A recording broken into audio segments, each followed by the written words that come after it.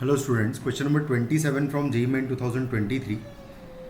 11th April shift 1. The question is the number of ordered triplets of the truth values of PQR such that the truth value of the statement this is true, है ना, इसका value true हो, इसके लिए number of ordered triplets बताना है मुझे क्या होगा।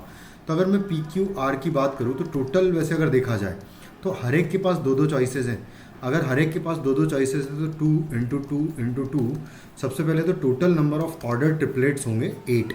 अब इसमें से मैं ये देख लेता हूँ कि ये स्टेटमेंट फॉल्स कब हो रहा है।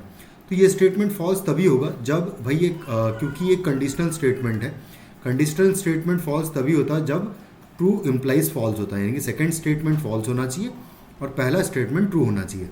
अगर मैं चाहता हूँ कि ये स्टेटमेंट फॉल्स हो तो इसका मतलब सिर्फ एक ही चॉइस है कि Q और R दोनों को मुझे फॉल्स करना पड़ेगा, और अगर Q और R दोनों को फॉल्स करना पड़ेगा तभी जाके सेकंड स्टेटमेंट फॉल्स होगा, और मुझे पहले को ट्रू करना है क्योंकि अगर Q और R फॉल्स हो चुके हैं तो यहाँ पर ये और स्टेटमेंट है और बीच में एंड स्टेटमेंट है, यानी कि ये दोनों को मुझे ट्रू करना पड़ेगा। ये दोनों स्टेटमेंट ट्रू तभी होंगे जब P को मुझे ट्रू लेना है, और ये सिर्फ एक ही केस में हो पाएगा कि सिर्फ ट्रूथ वाला फॉल्स वाले की बात करें तो ये फॉल्स तभी होगा जब ट्रू फॉल्स होगा।